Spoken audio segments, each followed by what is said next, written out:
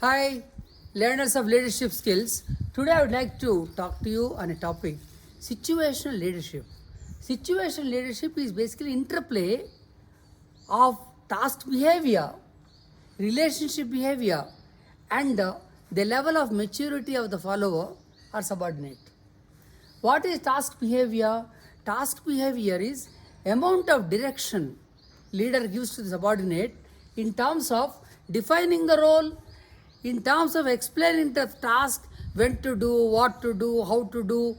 This kind of thing is called task behavior by the leader. Second factor is relationship behavior.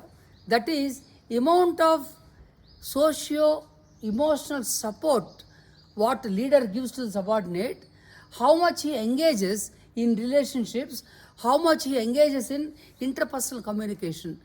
These are called relationship behavior by the leader.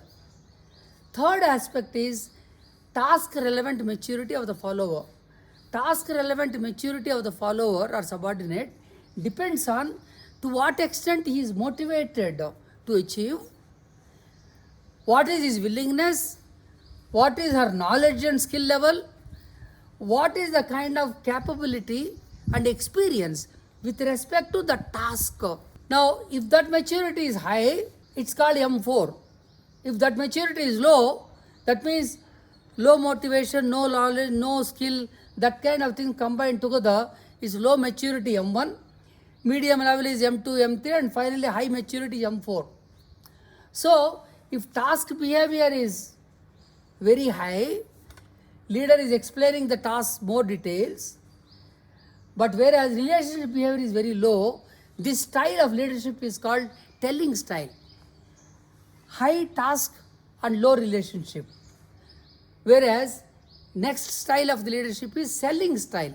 Selling style is high task behavior, more involvement in the task and explaining, whereas high relationship in terms of providing socio-emotional support to the subordinate.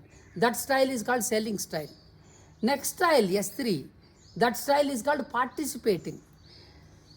Task behavior is very low by the leader, but his relationship behavior is very high in terms of providing socio-emotional support and engagement and communication.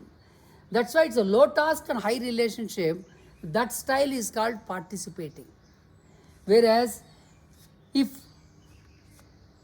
the task related maturity of the follower is extremely high, that is style followed by the leader at that time is called delegating. So, high task relevant maturity, low in terms of relationship behavior, low in terms of task behavior, but very high maturity of the follower. That time the leader follows delegating style, which is called S4. So, effective leadership style matches always with the task relevant maturity of the subordinate, which is consistent with the demand of the situation. That's why it's called situational leadership. The situation is defined by the task behavior, relationship behavior, as well as the level of maturity of the follower. Accordingly, the leader follows telling style or selling style or participating style or delegation style. So, my friends, please learn to practice these styles for effective leadership.